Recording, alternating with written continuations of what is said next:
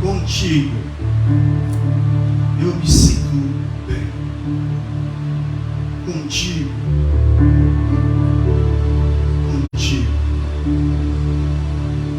Contigo eu me sinto muito bem. Contigo. Contigo.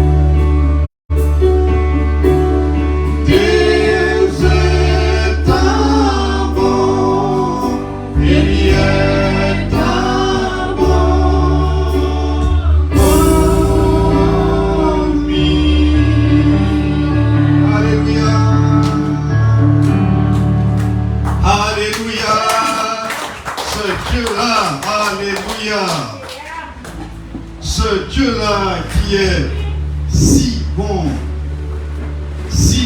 bien-aimé, d'éternité en éternité. Alléluia. Alléluia. Ce Dieu-là qui est si bon. Si Dieu est bon pour toi, dis gloire à Dieu. Alléluia. Bien-aimé, Dieu est bon. Qui va dire le contraire? Qui dira le contraire? N'est-ce pas, frère Raphaël? Qui est-ce qui va dire le contraire? Non, Dieu est bon. Quel est celui qui dira le contraire? Il y en a ceux qui vont dire, non, comment ça Dieu est bon? Si Dieu est bon, pourquoi il y en a tout ça de monde qui meurt dans... Tout ça d'innocents qui meurent? Est-ce que c'est Dieu le responsable, bien-aimé? Il faudrait que les innocents meurent? Non. C'est nous les propres responsables qui font que les innocents meurent. C'est nous les propres Willy. Si les gens meurent, écoute, il y a la guerre là. Écoute,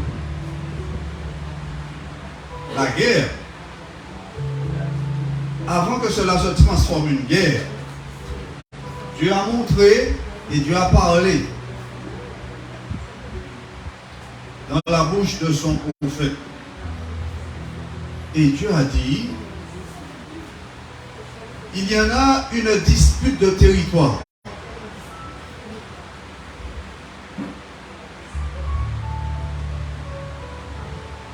Qui vient sur la terre. Il a dit, de ce côté du monde là, c'est-à-dire, le prophète savait où c'était, mais Dieu ne l'a pas donné l'autorisation d'annoncer pour tout le monde où. Tu as compris? Mais il a dit dans cette partie du monde, il parle dans cette partie du monde là, il y a une dispute pour territoire. Là. Et ils sont en train de dire non mais ce territoire là, ça nous appartient parce que ce peuple là, il parle notre langue. Ils ont nos coutumes. Donc ça nous appartient. Il faut qu'on reprenne ça. Quelques mois après, Dieu parle à nouveau. Et Dieu dit à son prophète, vas-y, voilà ce que je te rends, voilà ce qui vient sur la terre. Parce que tu as déjà été une fois, deux fois, trois fois, quatre fois, les dire de se repentir, ils ne veulent pas se repentir. Voici il y a une guerre qui vient. Et Dieu lui montre des avions, des hélicoptères, Dieu lui montre des bombes qui explosent partout, Dieu lui montre des trains, des millions de personnes qui veulent s'enfuir. Vous savez, quand il y a la guerre, les gens s'enfuient. Des millions de personnes, ils s'enfuient. Dans le mois, je lui ai montré ça 2 fois. Il est venu 2 fois à la radio, il a dit oui, la guerre arrive sur la terre. Pourquoi? Je vais reposer la même question que nous avons l'habitude de poser, bien aimé. Pourquoi Dieu montre il y a un danger, il y a un danger qui vient. Pourquoi d'après toi que Dieu montre qu'il y a un danger? La Bible est remplie de cet exemple. Bien aimé, Dieu montre qu'il y a un danger qui vient. C'est afin que l'homme puisse faire le nécessaire afin que le danger, que Dieu puisse éloigner le danger. Si Dieu avise, il te dit un danger qui vient et que tu ne fais pas le nécessaire, que va-t-il se passer? Eh bien, tu vas tomber dedans. Et voici, bien aimé, Dieu a parlé afin que les hommes puissent se repentir. Ils ne se sont pas repentis. Est-ce que c'est Dieu qui est la cause que la guerre est là? C'est l'homme même. C'est nous-mêmes, l'homme. C'est l'homme même. Voilà. Qui est la cause que la guerre est là. Simplement parce qu'il ne veut pas se repentir, il ne veut pas écouter, il ne veut pas simplement entendre la voix de Dieu. Or, nous savons que Dieu fait tout pour que sa parole soit entendue et obéie. Faites attention. La Bible nous dit constamment, nous parle, principalement tu en as un texte dans le livre de 1 Thessaloniciens qui te dit ce que Dieu veut, c'est votre sanctification. Faites attention. Si Dieu veut votre sanctification, est-ce que Dieu sait réellement de quoi qu'il est en train de parler? Tu vas me dire, oui, Dieu sait. Donc, si Dieu sait, pourquoi nous n'obéissons pas à la parole de Dieu?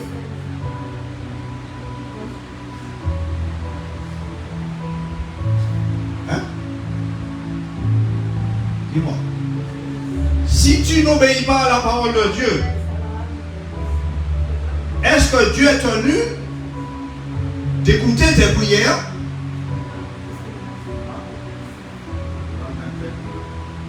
Ah, faites attention.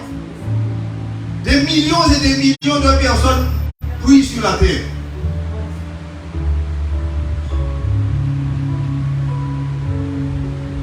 Des millions et des millions de personnes prient sur la terre.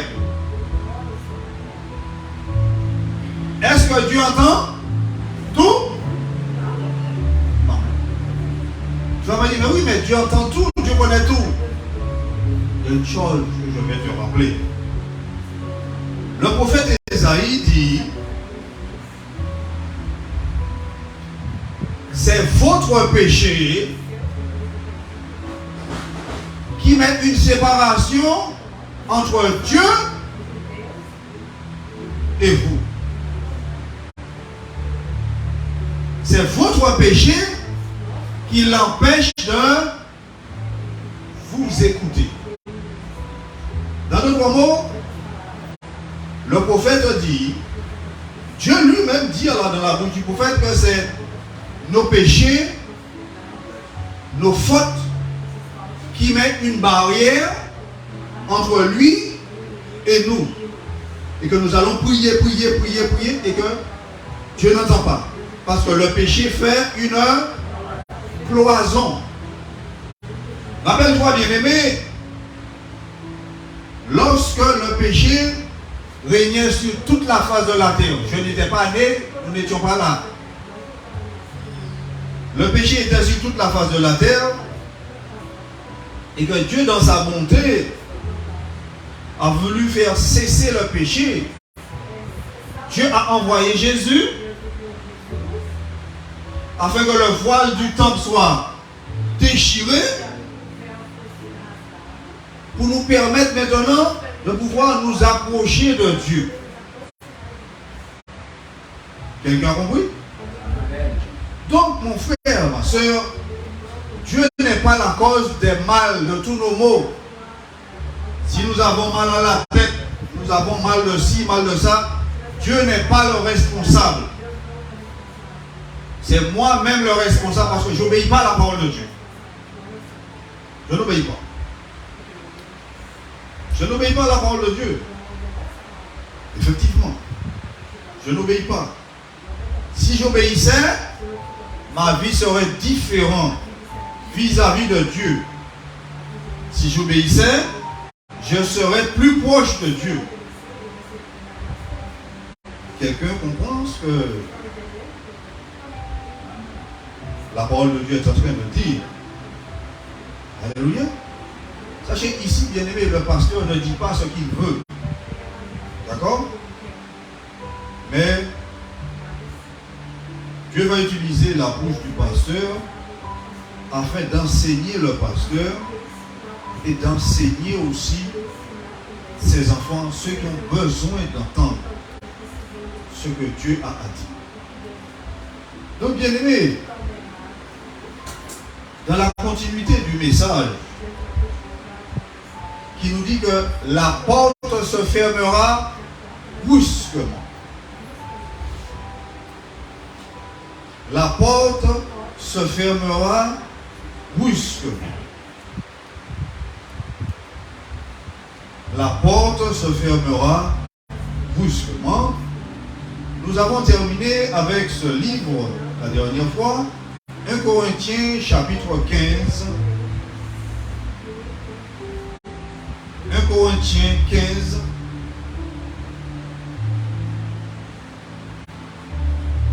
C'est ça? 1 Corinthiens 15, verset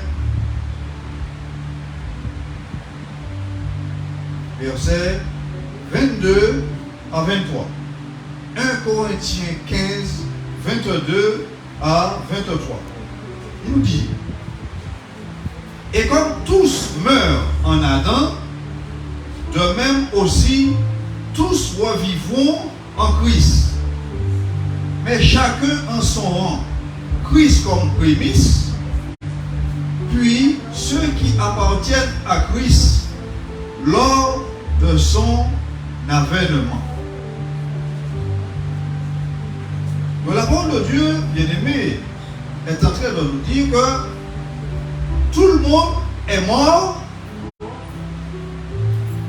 au travers de Adam. Quelqu'un a compris? Avec Adam, au travers de Adam, tous les hommes sont morts.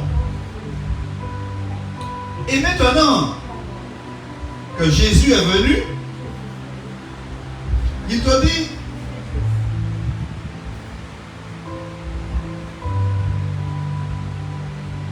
puis ceux qui appartiennent à Christ lors de son avènement.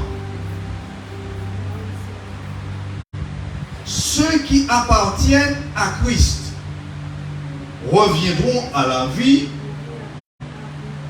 lors de l'avènement du Seigneur Jésus-Christ. Quelqu'un comprend? Dans d'autres mots, il dit ceux qui appartiennent à Christ et qu'ils sont vivants, au moment que Christ vient, ces personnes passeront de la mort à la vie. Mais ceci se passera en une fraction de seconde. D'accord? Rappelle-toi, la parole de Dieu te dit que si le grain que tu mets en terre ne meurt, rien ne va se passer. Mais le grain que tu as mis dans la terre doit mourir afin que naisse un arbre quelconque. Tu comprends cela? Tous les hommes doivent mourir. Tous les hommes doivent passer par la mort. Pourquoi? À cause de la parole que Dieu a donnée à Adam. Poussière tu es, tu retourneras à la poussière. Mais à la différence, ceux qui appartiennent à Christ passeront simplement de la mort à la vie en un clin d'œil. Mais il passera par la mort. Tu as compris? Il passera par la mort. Rappelle-toi que Dieu est un Dieu puissant et terrible. Ceux qui appartiennent à Christ, voilà sur ce dont je veux un peu m'arrêter. Ceux qui appartiennent à Christ, est-ce ceux de la religion? Ceux qui vont à l'église tous les dimanches? Ou ceux qui sont constamment à l'église? Est-ce que ce sont ceux-là qui appartiennent à Christ? Si je pose la question, beaucoup de personnes resteront avec un grand point d'interrogation. Ceux qui appartiennent à Christ, est-ce que ce sont ceux qui sont à l'église tous les dimanches? Ou bien qui sont constamment à l'église? Est-ce que c'est ceux-là qui appartiennent à Christ? Non. Ceux qui appartiennent à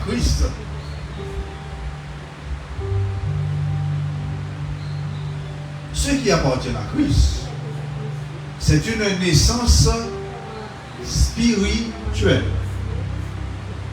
Amen. Rappelez-vous de ce qu'il dit dans Jean, à partir du chapitre 1er, il te dit que les enfants de Dieu, ce sont des personnes qui sont nées selon Dieu, pas selon les hommes. Est-ce que tu as compris? Les enfants de Dieu, ce sont des personnes qui sont nées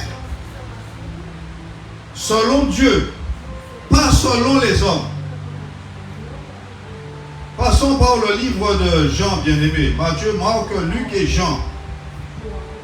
Matthieu, Marc, Luc et Jean. Tout de suite, vous tombez sur le livre de Jean. Il te dit, dans le verset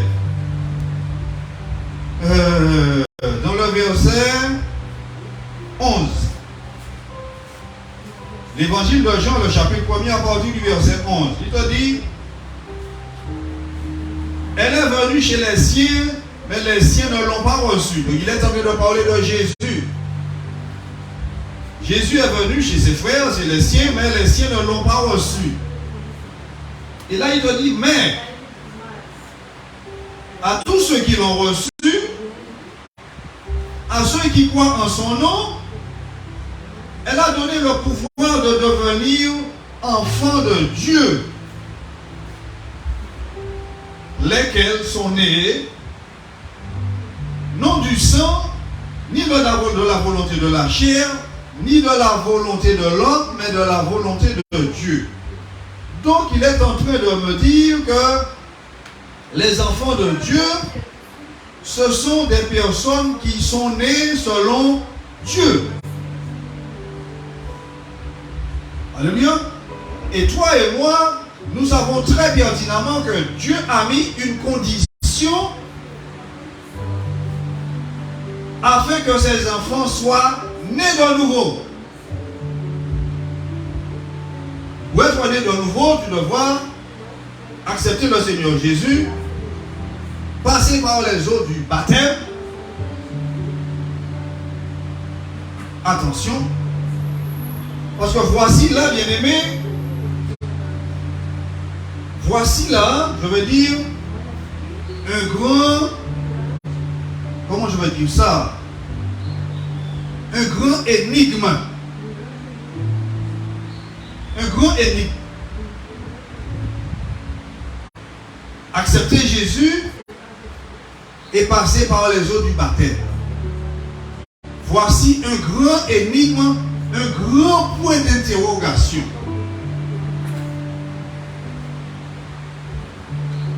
Ce n'est pas tous les gens, les personnes qui sont baptisées, qui sont réellement baptisées pour Dieu.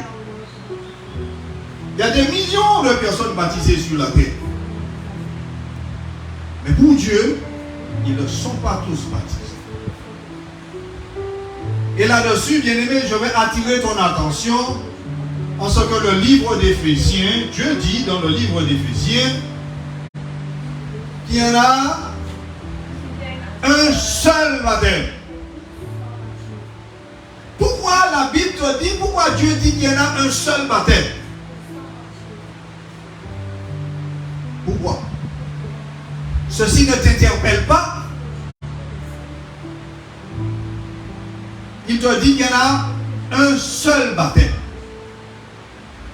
Parce que des fois je parle du baptême, on me dit, non, mais moi, je suis déjà baptisé. Ah oui, j'ai été baptisé, oui, depuis mon enfance, depuis, j'ai été baptisé.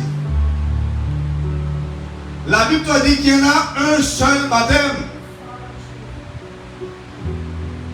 Je fais une petite parenthèse. Est-ce que c'est tout ce que les hommes appellent mariage qui est mariage devant Dieu? Preste attention. Est-ce que c'est tout ce que les hommes appellent mariage qui est mariage devant Dieu? Réponds-moi.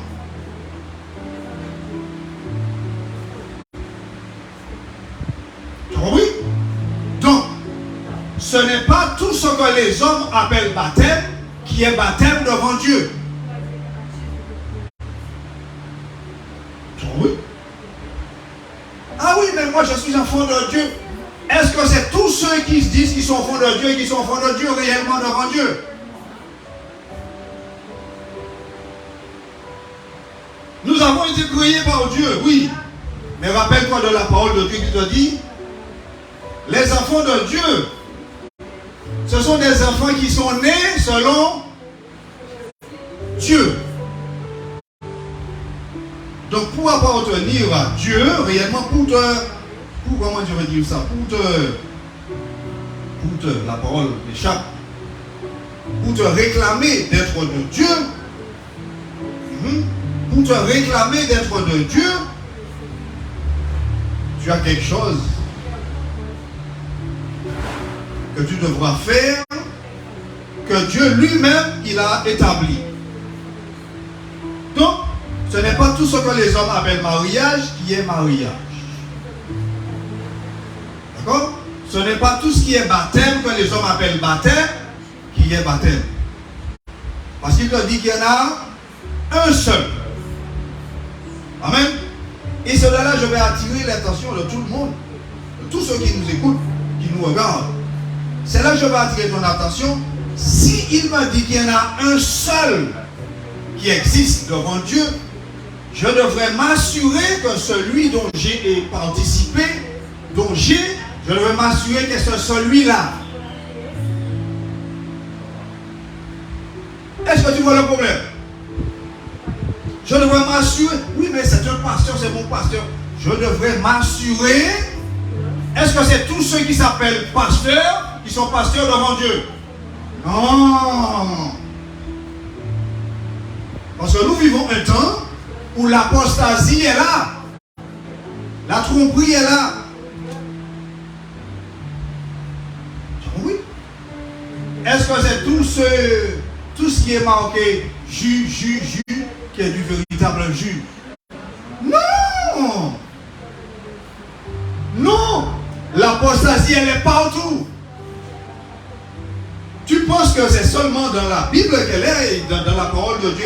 Elle est partout. L'apostasie est dans ton assiette là. L'apostasie est dans ton assiette là. Tu manges un œuf. Est-ce que c'est un véritable œuf? Non! Non! L'œuf que tu manges, tu sais c'est quoi? Ils ont fait un aliment pour forcer la poule à faire des œufs. Est-ce que c'est Dieu qui a fait cela? Non. Cet œuf-là, est-ce que c'est un vrai œuf? Non. Donc, toi et moi, nous vivons un temps sur la terre où il y en a un combat.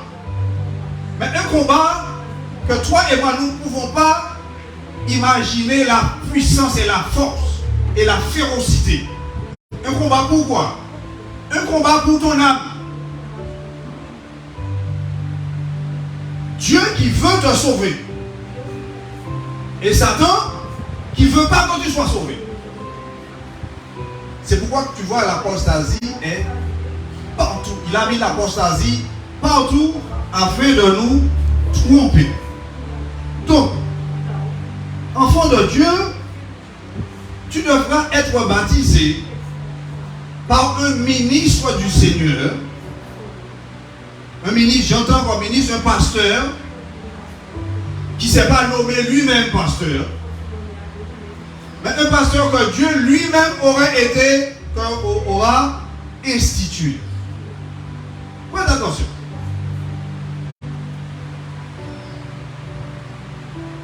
Est-ce que quelqu'un est venu comme ça et a commencé à baptiser? Non. Qui a institué le baptême? Tu me diras, c'est Dieu. Et qui est-ce que Dieu a envoyé pour baptiser? Pour ceux qui connaissent me diront Jean-Baptiste. Jean-Baptiste vient de qui? Tu me dis, je vais te poser la question. Jean-Baptiste vient de qui? Ah oui, il a eu un père, il a eu une mère. Et moi, je vais attirer ton attention sur Jean-Baptiste. La mère de Jean-Baptiste était une femme stérile. Une femme stérile. Est-ce qu'elle fait des enfants? J'en dis, mais non, une femme stérile ne fait pas d'enfants. Et là, je te dis, fais attention à ce que tu me dis. Hein. Une femme stérile, tu as raison, ne fait pas d'enfants. Et comment qu'une femme stérile peut engendrer un fils?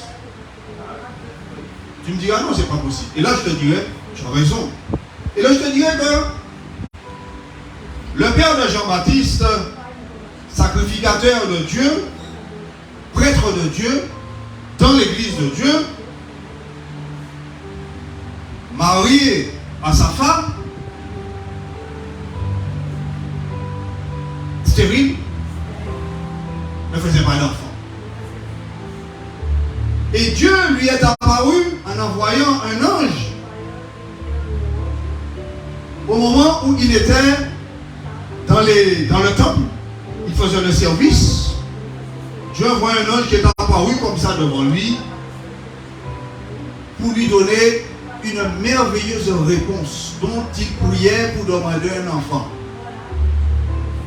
Et à cet instant, l'ange lui dit, voici, ta prière a été entendue. Bien aimé, n'est-ce pas merveilleux quand Dieu te donne un rêve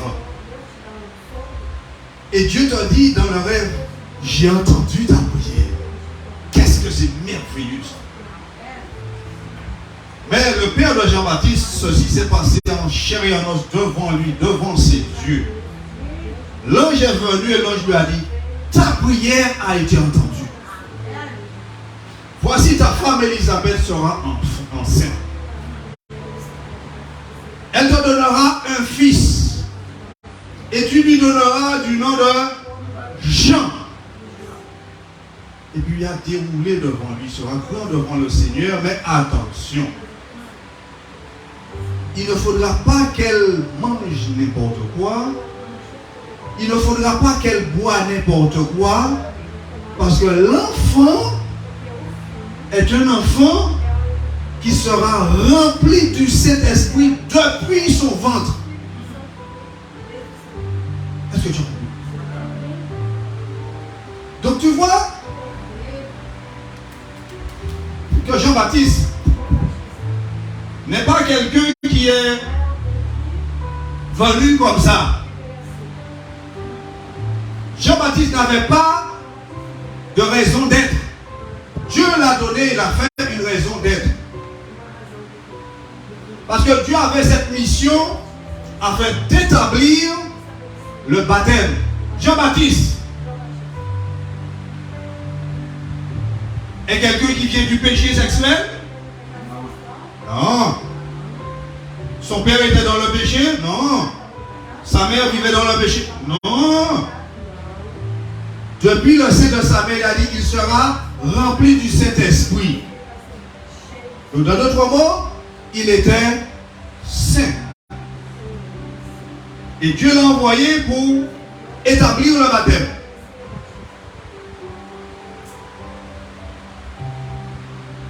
Et comment peux-tu me dire que moi, je viens baptiser sans être envoyé, sans vivre une vie qui plaît à Dieu? Je suis en train de te dire que ce n'est pas tous ceux qui s'appellent pasteurs qui sont pasteurs réellement devant Dieu. Dans d'autres mots, je suis en train de te dire, lorsque tu te fais baptiser, tu dois consulter réellement la parole de Dieu. Parce que tu risques d'entrer sur un terrain pensant que tu es sur la bonne voie, mais tu n'es pas sur la bonne voie. Donc, celui qui baptise doit mener une vie qui plaît à Dieu. Celui qui vient baptiser doit quelqu'un qui a une vie dans le, et au padron, comment ça se dit, dans le modèle de Dieu. Oui. Celui qui vient baptiser doit avoir sa vie dans le modèle de Dieu. Parce que là, il ne s'agit pas de baptiser. C'est pas ça. Il ne s'agit pas de baptiser. Il s'agit de préparer des hommes et des femmes pour entrer dans le ciel. Pas pour remplir un bâtiment pour avoir la dîme et l'offrande. C'est pas ça. C'est pas ça. Or, les hommes, la plupart, ils font cela pour remplir le bâtiment afin qu'il y ait une grosse offrande, qu'il y ait une grosse dîme. C'est pas cela. C'est pas cela. Le baptême, c'est quelque chose exactement quand un enfant naît. Vous avez compris? Quand un enfant va naître, quand un enfant va naître, le père principalement va se préoccuper pour que sa femme, avant qu'elle donne la lumière à cet enfant, il va arranger la maison. Si la maison n'est pas bonne, il va changer de maison. Il va préparer la maison pour lorsque cet enfant vient, que tout soit prêt afin de recevoir cet enfant. Donc, vous comprenez, la naissance, c'est quelque chose de puissant devant Dieu. C'est quelque chose de puissant devant Dieu. C'est pourquoi il te parle de nouvelle naissance. Donc, je disais, donc, le baptême, c'est un sacrement qui vient de Dieu lui-même. Ça ne vient pas d'un homme. C'est pourquoi tu vois les hommes qui se mettent à baptiser les uns à droite, à gauche, à gauche. Cela, la vie des personnes ne change pas. la vie des personnes ne change pas. Pourquoi? Parce que les personnes ne reçoivent pas le Saint-Esprit. Alléluia. Les personnes ne reçoivent pas le Saint-Esprit. Les personnes reçoivent un esprit, mais un esprit mondain. Parce que normalement, lorsque tu viens et que tu es baptisé, il te dit, tu entres dans la nouvelle naissance. Et que tu vois, les personnes sont là, ils sont venus, ils sont baptisés, mais ils continuent de mettre du rouge à lèvres. Les oreilles qui étaient des petits, on va dire, des petits boucles, sont devenues des grandes boucles. Les cheveux, ils achètent des cheveux pour mettre. Ils mettent des vêtements bien serrés, les femmes, hein, des vêtements bien serrés, les hommes vont mettre des vêtements pour mettre en valeur leur corps. Tu comprends? Tu regardes dans l'église, tu vois que il n'y a aucune différence. Pourquoi? Si j'ai reçu le Saint-Esprit, est-ce que tu as compris? Si j'ai reçu le Saint-Esprit, ma vie doit changer. Parce que le Saint-Esprit, son rôle, c'est de préparer le peuple de Dieu. Les mettre à part, les séparer. Pour lorsque la porte se ferme, que toutes ces personnes soient du côté du dedans. Voilà pourquoi il y en a la séparation avec les choses du monde. Les enfants de Dieu ne s'habillent pas dans les magasins de mode. Les enfants de Dieu, je répète, ne s'habillent pas dans les magasins de mode. Ou si tu préfères, le peuple de Dieu ne s'habille pas dans les magasins de mode. Mais les enfants de Dieu s'habillent selon Dieu. Alléluia. Les enfants de Dieu s'habillent selon Dieu. Vous avez déjà vu, bien aimé, maintenant, ceci a commencé par les femmes. C'est-à-dire, on va dire les couturiers. Ils ont commencé par les femmes, par les habits des femmes. Parce que les femmes achètent plus que les hommes. Les hommes, dès qu'ils ont beaucoup de choses pour eux, ça va. Mais les femmes, elles sont très coquettes, il faut qu'elles mettent plein de choses. Elles veulent mettre en valeur leur beauté. Donc, ils ont commencé par les femmes. Et maintenant, la chose s'est multipliée, s'est passée aussi maintenant par les hommes. Vous avez déjà vu les vêtements, les vêtements qu'ils vendent maintenant pour les hommes? Donc, bien aimé, tu comprends que l'apostasie est partout. L'apostasie est partout. Voilà pourquoi, constamment, nous devons nous repentir. Toi et moi, nous ne voulons pas pécher. Mais le fait que l'apostasie est partout, eh bien, nous péchons sans nous rendre compte, sans que cela soit de notre propre volonté. Nous péchons. C'est pourquoi nous devons constamment nous repentir.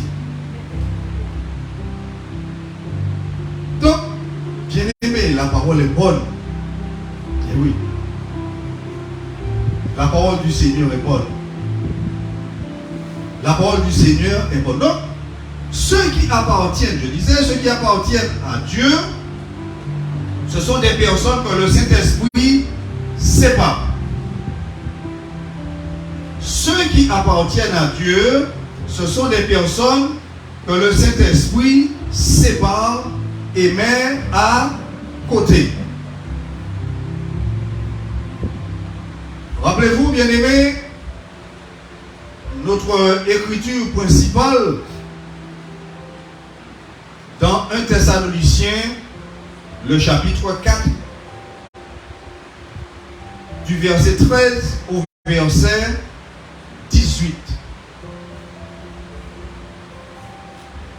verset 16, dans du livre de 1 Thessaloniciens, le chapitre 4, il te dit: car le Seigneur lui-même a un signal donné à la voix d'un archange et au son de la trompette de Dieu descendra du ciel et les morts en Christ ressusciteront premièrement.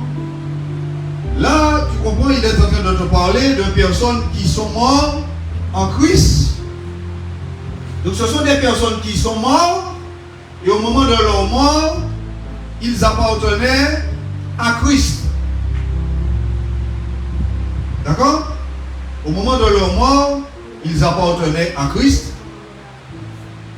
Et il te dit que ces personnes ressusciteront premièrement. Bien-aimés, voici le pourquoi que la Bible a été écrite. À cause de cet événement-là.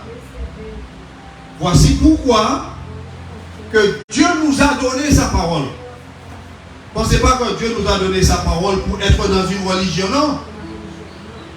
La Bible, la parole de Dieu, prépare les hommes pour ce jour-là.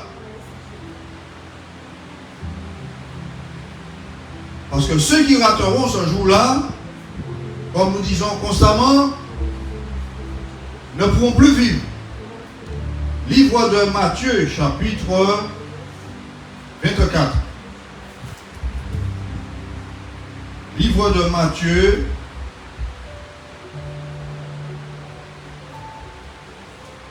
le chapitre 24 de Matthieu, verset 31.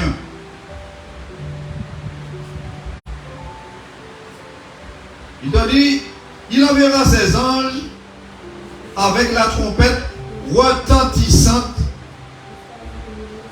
et ils rassembleront ses élus des quatre vents depuis une extrémité des cieux jusqu'à l'autre. Donc, bien-aimés, ne pensez pas que Dieu aura investi afin de perdre. Non, il n'y en a que les hommes qui investissent pour perdre. Vous savez, il y a des milliards, pas des millions, non, il y a des milliards de personnes sur la terre que chaque semaine jouent à toutes sortes de jeux.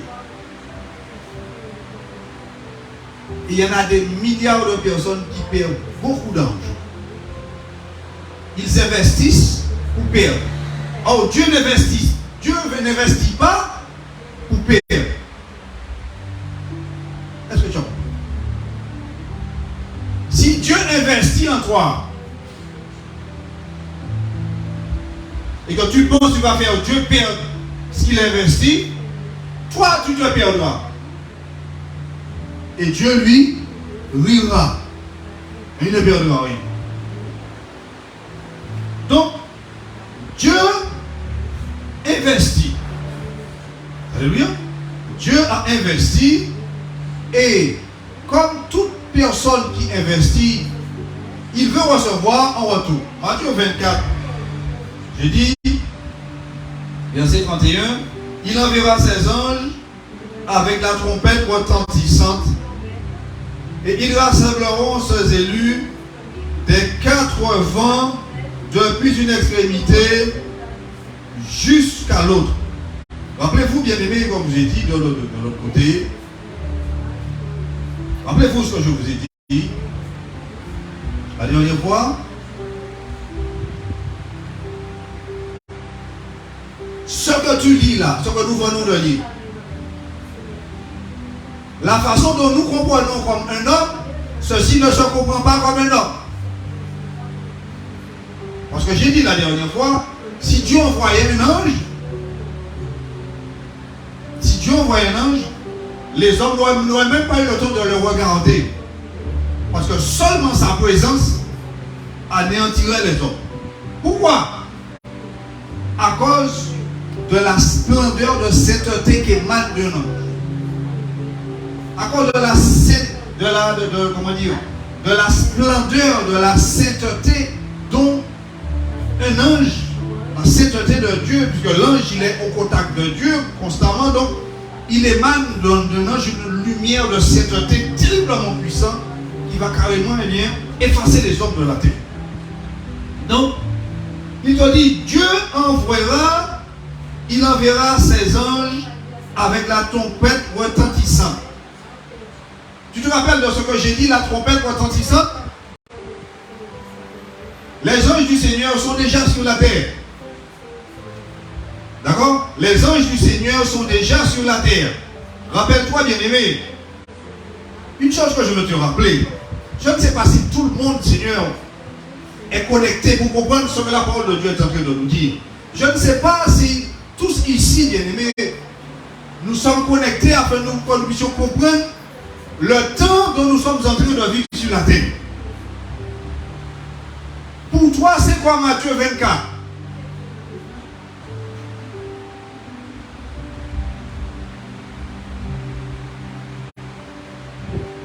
Pour toi, c'est quoi Matthieu 24? Eh bien, Matthieu 24, c'est toute la parole, toute la réponse que Dieu a donnée à ses disciples, qui lui a dit, les disciples du Seigneur, Jésus, qui lui ont dit, mais Seigneur,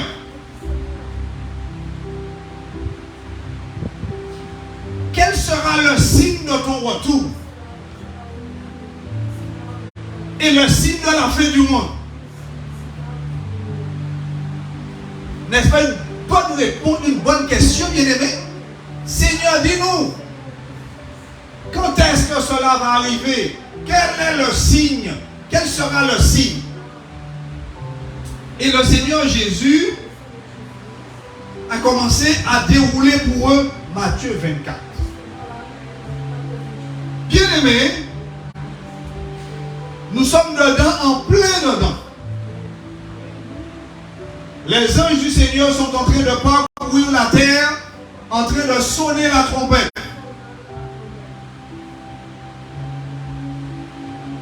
Et cet évangile, cette parole que tu entends là, fait partie du son de la trompette de Dieu. Alléluia. Les anges du Seigneur sont en train de sonner dans la trompette. Les anges, en la personne des puissants prophètes du Seigneur, en la personne des prophètes du Seigneur, en la personne des envoyés du Seigneur, en la personne de Malachie chapitre 4 verset 5, ils sont là.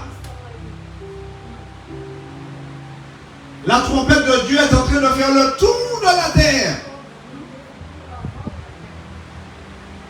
Il y en a ceux qui entendent le son de la trompette et qui prêtent attention, qui écoutent la chanson qu'elle est en train de trompeter. Il y en a d'autres qui s'occupent même pas. Mais que le son de la trompette est en train de sonner, elle est en train de sonner, la trompette du Seigneur.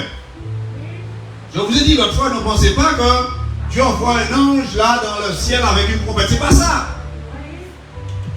Ce n'est pas ça. Cet évangile-là que tu entends là, amère comme elle est, dure comme elle est, c'est le son de la trompette de Dieu. C'est le son de la trompette de Dieu. Donc il te dit, avec ce son-là, Dieu rassemblera ses élus. Bien-aimés, bien-aimés, je vous dis encore une fois, bien-aimés, ce n'est pas tout le monde qui veut se soumettre à Dieu. Vous comprenez? Ce n'est pas tout le monde qui veut se soumettre à Dieu. C'est pourquoi il dit, ils rassembleront ses élus des 4 vents depuis une extrémité des cieux jusqu'à l'autre extrémité.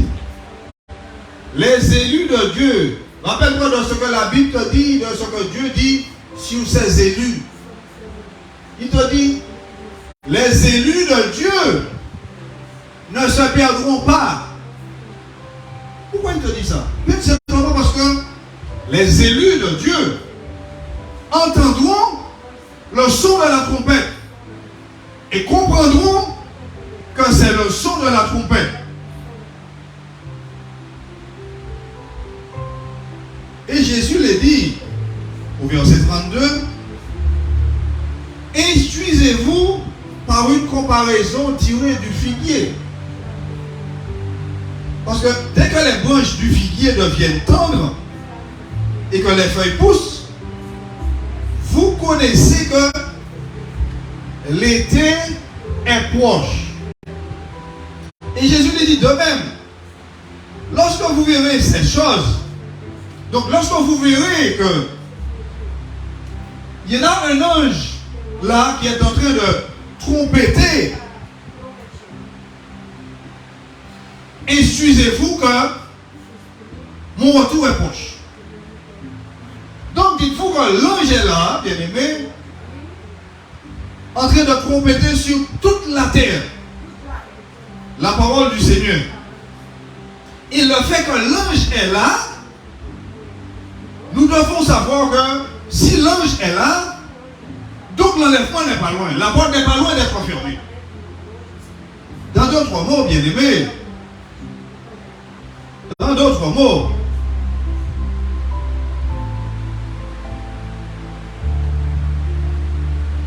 avant que Jésus ne paraisse,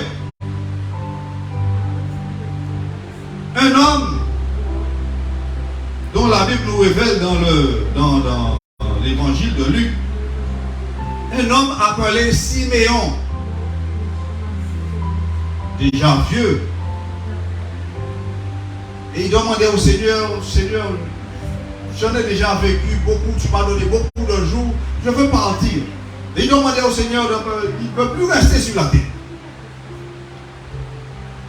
Et le Seigneur lui a dit, tu ne partiras pas avant que tu n'aies vu mon salut.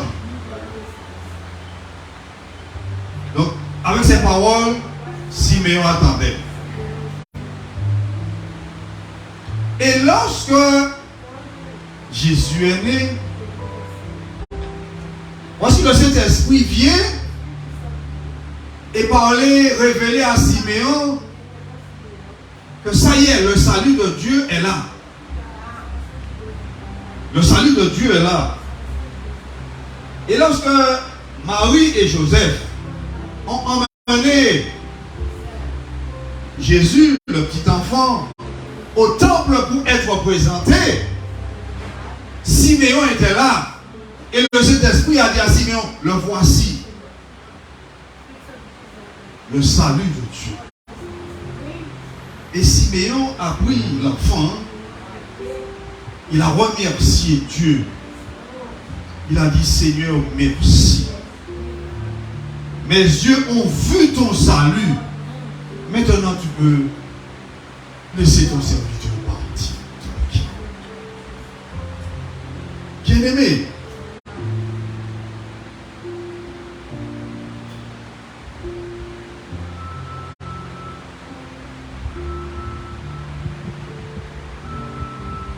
il te dit,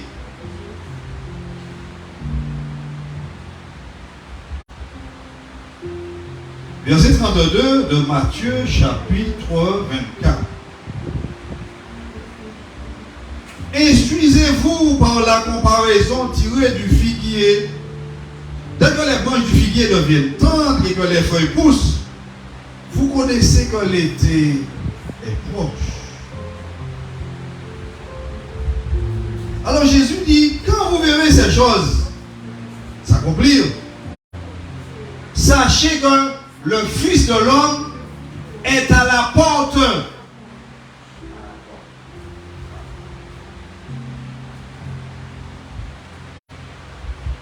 Le Fils de l'homme est à la porte. Comme si Simeon a été averti, Dieu lui avait donné la réponse, il lui a dit, lorsque tu verras lorsque tu verras de tes yeux, sache que c'est le salut d'Israël qui est là. Bien-aimé, mon frère, ma soeur,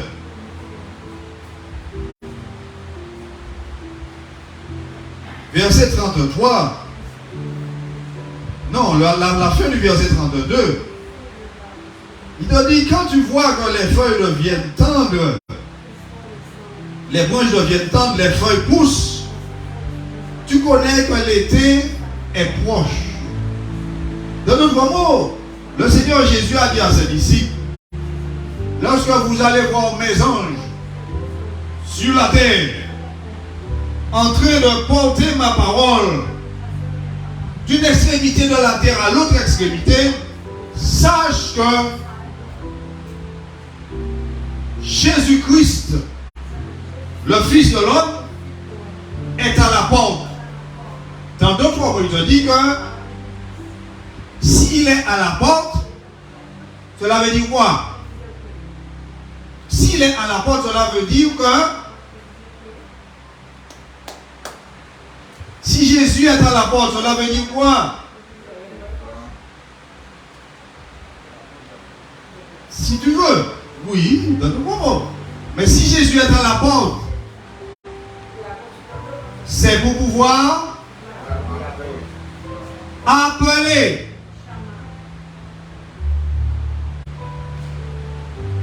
Si Jésus est à la porte, c'est pour pouvoir appeler.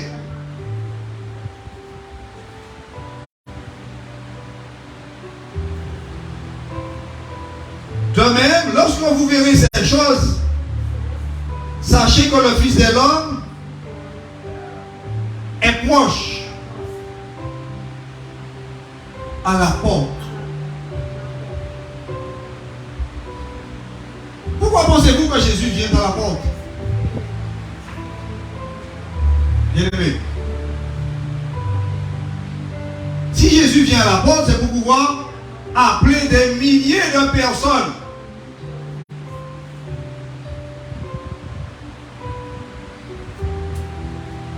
Et je vais donner une parole là. Imam, Dini, Chaba Imam, j'avoue prophétiser. Non, parce que c'est nous dit ça qui est bien pas venir à dire là.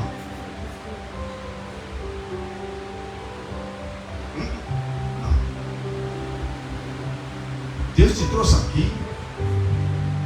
pas ça. Ok. Pour casser des amours, casser des chiens. D'accord? Ne pense pas que Dieu t'a fait sortir de ton pays là et t'a amené ici pour gagner de l'argent. Oui, d'accord, tu vas gagner de l'argent, mais le but principal que tu es ici, ce n'est pas pour ça. Si Dieu t'a amené ici, dans cette source, pour boire cette eau que tu es en train de boire, il y en a un but.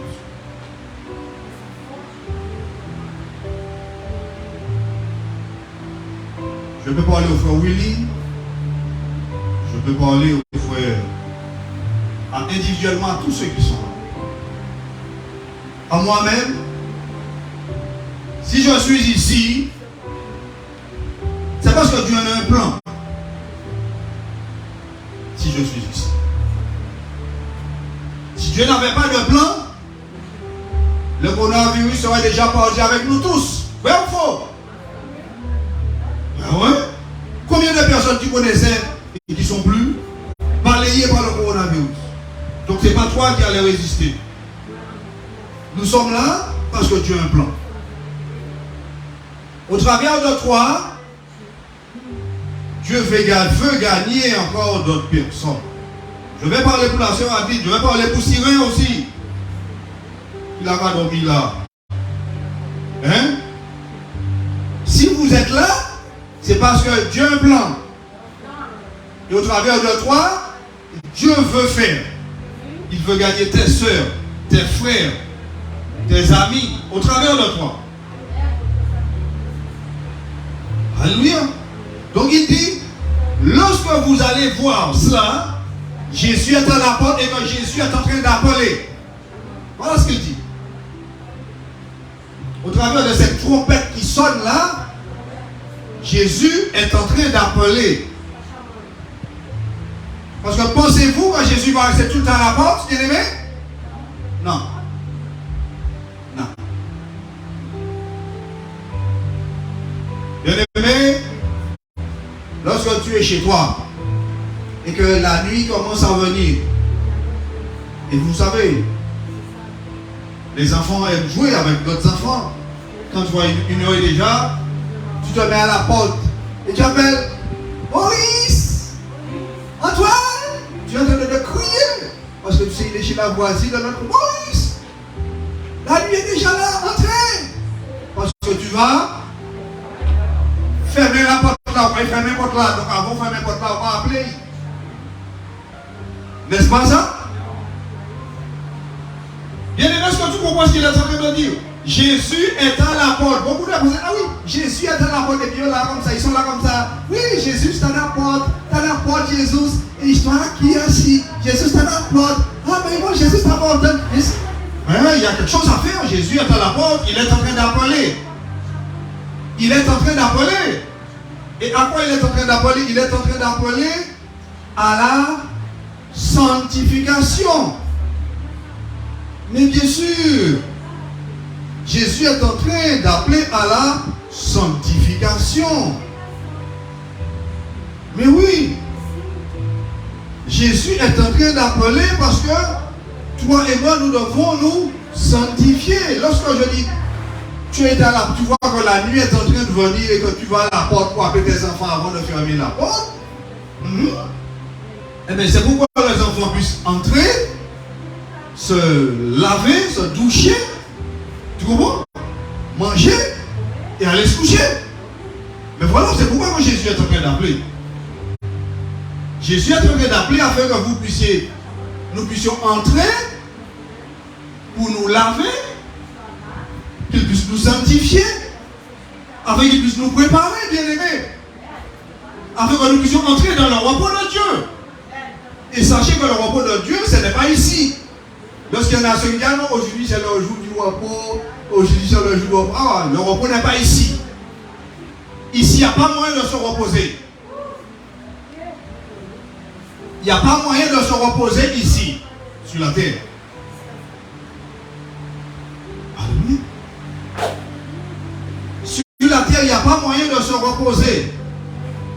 Lorsqu'il y en a des religions qui disent, ah oui, dans le repos de Dieu. Le repos de Dieu n'est pas ici-bas. Ici-bas, nous sommes en combat. La guerre. Nous sommes en guerre ici sur la terre. Nous ne sommes pas sur la terre, bien aimé. Nous sommes en guerre sur la terre. Et ma guerre, notre guerre, c'est contre quoi? Contre nous-mêmes. Notre guerre, c'est contre nous-mêmes. Notre guerre, c'est contre nous-mêmes. Contre mes yeux. Pour ne pas convoiter. Rien qui est dans le monde. Rien qui appartient à mon péché. Alléluia. Voilà, nous sommes en guerre, bien-aimés. Et sachez, 1 Corinthiens, le chapitre 15, verset 52. Venez avec moi. 1 Corinthiens 15, 52. 1 Corinthiens 15, 52. Il me dit, alléluia. La trompette du Seigneur est en train de sonner. Mais, bien aimé, la trompette du Seigneur est en train de sonner, mais il y en a, parmi le moment que la trompette de Dieu est en train de sonner, il te dit, en un instant, en un clin d'œil, à la dernière trompette. Donc, bien aimé,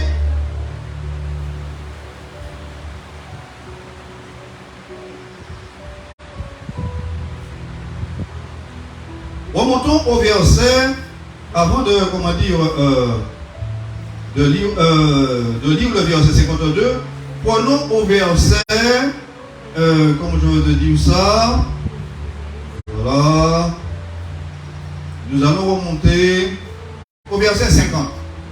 Avec le verset 50, on aura une meilleure compréhension. Verset 50. Ce que je dis, frère, c'est que la chair et le sang ne peuvent hériter le royaume de Dieu. Donc, bien aimé, je m'arrête juste ici. C'est pour que tu puisses comprendre que si toi et moi, nous sommes un homme charnel, une femme charnelle, nous n'allons pas entrer dans le royaume de Dieu. Est-ce que tu as compris? Si je suis un homme charnel, une femme charnelle, je ne vais pas entrer dans le royaume de Dieu. À cause de ces paroles-là, nous sommes déjà prévenus d'avance, bien-aimés. Comme nous disions, que tu y crois à la parole de Dieu, que tu n'y crois pas, elle s'accomplit dans ta vie. Alléluia. Regardez-moi les millions de personnes qui vivent. Ils disent non, dimanche c'est pour ma famille, c'est pour mon repos, pour m'amuser. Ils ne s'occupent pas de Dieu. Est-ce que pour autant la parole de Dieu ne s'accomplit pas dans leur vie? Si, elle s'accomplit pleinement dans leur vie. Donc, il te dit, ni la chair ni le sang ne peut hériter le royaume de Dieu. C'est pourquoi il te dit que les enfants de Dieu ne sont pas charnels. Les enfants de Dieu sont spirituels. Les enfants de Dieu sont nés de Dieu. Sachez une chose, il te dit, ce qui est né de Dieu est esprit. Est-ce que tu as compris? Ce qui est né de Dieu est esprit. Donc, nous continuons. Et il te dit, et que la corruption ne peut pas hériter l'incorruption. Mais oui, ce qui est chair est chair. La chair est corrupte. Elle ne peut pas engendrer, elle ne peut pas, comment dire, elle ne peut pas recevoir l'incorruptibilité. Non. C'est pourquoi je t'ai dit tout à l'heure là que cette chair devra mourir. Que même au jour de l'enlèvement, il te dit en un clin d'œil, donc il y en aura mort et vie tout de suite. Alléluia. Donc continuons. Verset 51, il dit, je vous dis un mystère. Aïe, aïe, aïe. Je vous dis un mystère, alléluia. Parce que, bien aimé, le royaume de Dieu est mystérieux. Et oui, le royaume de Dieu, mon frère, ma soeur, bien aimé, le royaume de Dieu, c'est un mystère. C'est un mystère, le royaume de Dieu. C'est mystérieux. Et il te dit, je vous dis un mystère. Nous ne mourrons pas tous. Mais, de nous moment, l'apôtre est en train de parler que nous n'allons pas tous mourir et être enterrés. Vous avez compris? C'est ce qu'il était en train de dire. Nous n'allons pas tous mourir et être enterrés. Mais, il te dit, tous, nous serons changés. En un instant, verset 52, en un clin d'œil, à la dernière trompette. Personne ne sait à quel moment la dernière trompette sonnera. La dernière trompette peut sonner à n'importe quel moment. Peut-être que c'est bientôt dans le mois de septembre, lorsque la trompette va sonner partout au Brésil. Elle va sonner sur tout le Brésil. Peut-être que c'est au Brésil, elle va sonner, on ne sait pas. Peut-être que la trompette, c'est à Lima, Pérou, qu'elle va sonner le dernier son, on ne sait pas. Mais nous savons que nous sommes en train de vivre en plein Matthieu 24. Nous sommes en plein dedans. Que la trompette est en train de sonner. Et que Jésus est à la porte. Il est en train d'appeler. Vous voyez depuis le temps que Jésus appelle, bien-aimé?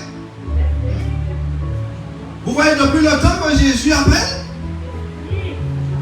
Vous savez depuis quand que la trompette du Seigneur est en train de sonner, chassant l'apostasie qui a, comment on va dire ça, l'apostasie qui a carrément, qui s'est accaparé dans l'église, le monde qui s'est accaparé dans l'église, le monde est assis dans l'église, là.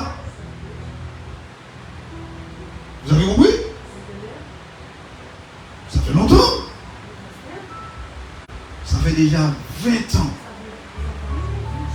que la trompette de Dieu est en train de sonner. Chassant l'apostasie. Expulsant le péché dans l'église. Principalement le péché sexuel qui a emprisonné toute notre génération. Principalement le péché sexuel qui a emprisonné toute notre génération. Bien. Les gens sont prisonniers, sont enchaînés. Ils sont enchaînés dans ce péché, bien.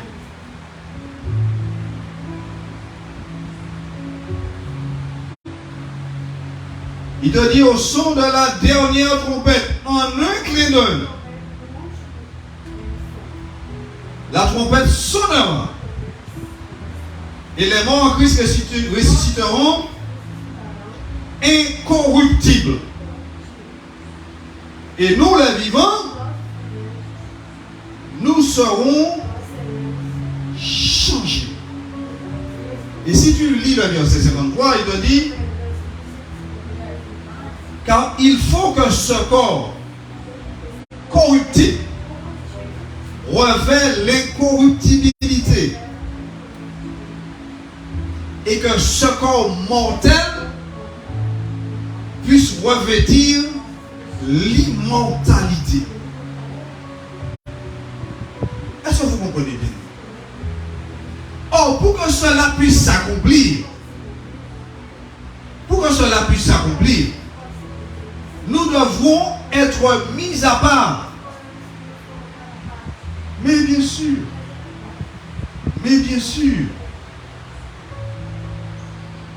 lorsque tu as besoin de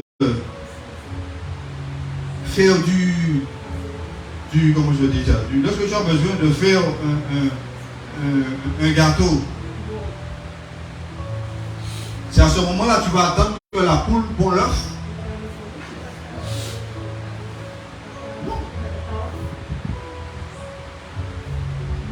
Lorsque tu as besoin de faire un gâteau, c'est à ce moment-là que tu vas chercher le lait du bœuf pour faire le beurre. Non. Les ingrédients devront être là en train d'attendre. Alléluia. Les ingrédients devront être là pour être attendus. Quand tu veux faire le gâteau, tu prends les œufs, tu prends le beurre, tu prends la farine, et puis ça y est, tu fais ton gâteau. Il te dit, il faut que ce corps corruptible va revêtir l'incorruptibilité. Et rappelle-toi, ce corps corruptible devra, afin de revêtir l'incorruptibilité, il devra mourir. Et ceci se fera en un clin d'œil. Il te dit que ce corps mortel va revêtir, eh bien, l'immortalité. Et dans 2 Thessaloniciens, le chapitre 1er, le verset 7,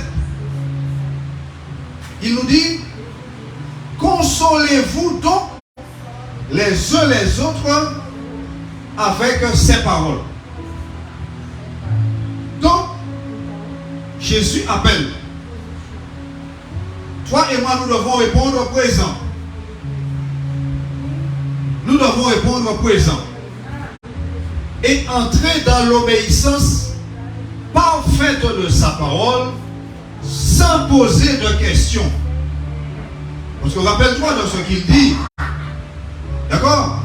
Rappelle-toi de ce qu'il a dit au sujet du prophète qu'il enverra à la fin des temps, afin de préparer toutes choses pour Jésus, pendant que Jésus sera dans le ciel. Deutéronome, dans le chapitre 18, il dit: Dieu vous suscitera d'entre vos frères un prophète comme moi, et vous l'écouterez en tout ce qu'il vous dira. Est-ce que tu comprends? Vous allez l'écouter en tout ce qu'il vous dira. Et Dieu dit: celui qui ne l'écoutera pas, je lui demanderai des comptes.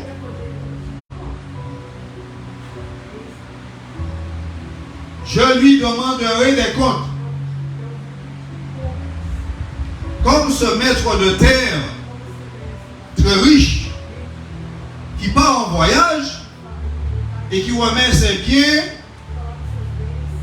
à trois de ses serviteurs. À celui dont il avait plus confiance, il donna 10. À un autre, il donna 5.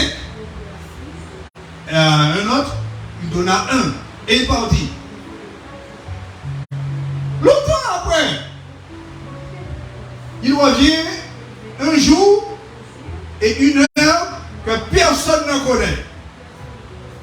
Qu'est-ce qu'il vient faire?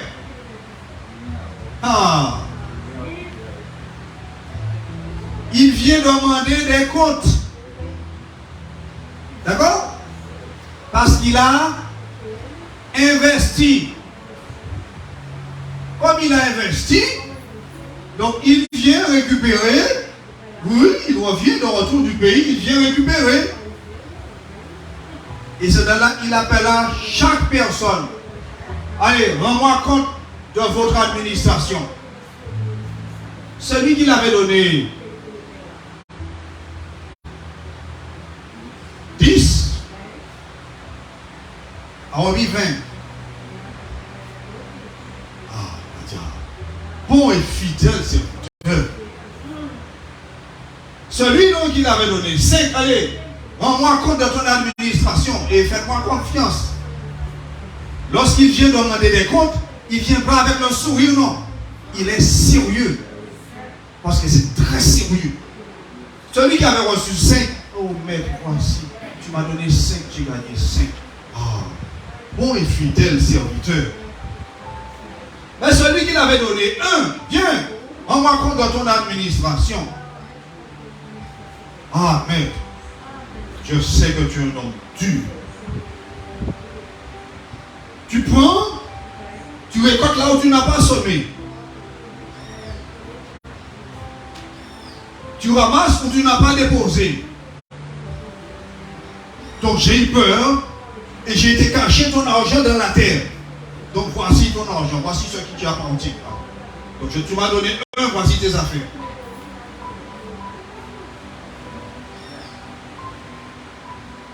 Dans d'autres mots, le maître le regarda, rouge de colère avec ses paroles. Ah non, Seigneur, le dimanche c'est pour ma famille, je travaille toute la semaine, je n'ai pas le temps pour ma famille, le dimanche c'est pour ma famille, c'est pour nous reposer. Fainéant. Fainéant. C'est pour ça que je t'ai créé. Boire, manger, vivre pour ta famille. Je te donne l'air que tu respires tous les jours. Je te donne le pain que tu gagnes tous les jours. Je te donne de la santé. Je te protège sur les routes que tu parcours tous les rouges, tous les jours. Et c'est ainsi que tu me réponds, fainéant. enlevez ce qu'ils pensent avoir. Donnez-leur à celui qui en a 10. Attachez-leur les pieds et les mains et jetez-le dans le ténèbre du dehors. Voilà ce que le maître dit. Les ténèbres du dehors, il y en a des cris, des grincements de temps. Donc, bien aimé, comprends que cet évangile-là, qui a été bafoué avec l'apostasie, mélangeant cet évangile avec l'argent, cela n'a rien à voir. L'argent n'a rien à voir dedans. Le péché, mélangeant cet évangile avec le péché, cet évangile n'a rien à voir avec le péché. Cet évangile, bien aimé, c'est elle qui prépare un homme, une femme, à être un serviteur dont Dieu aura orgueil de lui, dont Dieu n'aura pas honte d'être appelé son Dieu. Bien-aimé, cet évangile, c'est elle qui va nous préparer pour la rencontre du Seigneur Jésus. Parce qu'on connaît que, bien-aimé, ce qu'il nous dit que nous venons de lire, dans le livre de Thessaloniciens, nous sommes passés là. Ce qu'il vient de nous dire, bien aimé, sachez que c'est quelque chose de très très très puissant.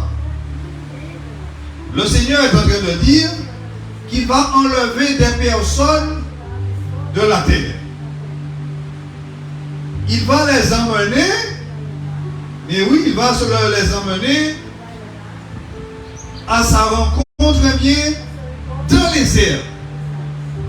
Des choses, bien aimé, oui, là il est déjà là, juste une petite minute. Chose qui n'est jamais arrivée. Mais bien aimé, chose qui devra arriver. Puisque ceci est mentionné dans le Testament. D'accord? Sachez que tout ce qui est écrit dans le Testament devra s'accomplir. D'accord? Ceci, le Testament est un envoyé de Dieu. Il est envoyé par Dieu, le Testament. Rappelez-vous, bien-aimés, que lorsque Dieu lui-même, le Père Tout-Puissant, lorsqu'il envoya Samuel à la maison d'Ésaïe, père de David, il a dit, va à la maison d'Ésaïe, emmène ton feuille d'huile là. Je vais te faire oindre un de ses fils pour roi sur mon peuple. Et lorsque Samuel est arrivé à la maison, son fiole d'huile dans son sac, bien-aimé, Ésaïe a fait passer tous les frères de David. Ils étaient beaux, il y avait des grands, très beaux. Samuel est en train de regarder dans son cœur, il dit, ah, mais voici celui-là, peut-être c'est celui-là que Dieu a choisi. Et Dieu qui voit le cœur, Dieu dit à Samuel, ne le regarde pas, je l'ai rejeté celui-là. Et lorsque tous les fils d'Isaïe sont passés, alors Samuel dit à Isaïe, c'est là tous tes fils. Parce que Dieu n'a rien dit à Samuel. Tout est passé, Samuel a pensé que c'est celui-là, et Dieu a dit, celui-là, je l'ai rejeté. Alors Samuel dit à Isaïe, c'est là tous tes fils. Isaïe dit, what? Ah non, il y a encore un. Oui, le plus petit. Il est rousse. Il est roux. Vous savez, Isaïe était, comment dire, David, il était roux. Ah, lui, il est avec les moutons là dans les champs. Samuel a dit, je ne vais pas m'asseoir, je ne vais rien boire, je ne vais rien manger tant qu'il ne soit pas venu. Parce que certainement Dieu a parlé à Samuel. Il a dit, c'est celui-là. Et lorsque Isaïe a été cherché, envoyé à chercher David, Dieu a parlé bien fort. Samuel. Dans son cœur, c'est lui. Voilà. Donc, bien aimé, c'est ainsi que David, aux yeux de tous ses frères, a été loin roi en Israël. Donc, mon frère, Dieu connaît toutes choses. Mettons-nous debout, nous allons finaliser. Alléluia. Ceci ne s'est jamais passé. Ceci ne s'était jamais passé à la maison d'Isaïe. Et pourtant, quand le temps est arrivé, Dieu a fait accomplir une chose qui n'était jamais arrivée auparavant. Et puisque toi et moi nous avons été avertis, nous sommes avertis, ce jour-là arrive où elle s'accomplira. Donc mon frère, ma soeur, nous allons poursuivre, parce que la parole, plus nous avançons, plus elle est. Plus nous avançons dans la parole, plus elle est comment? Douce. Plus elle est bonne, plus elle est succulente. Donc mon frère, ma soeur, mettons-nous debout, nous allons finaliser avec la prière. Éternel, mon Dieu, mon roi, tout puissant. Non. Je te rends grâce.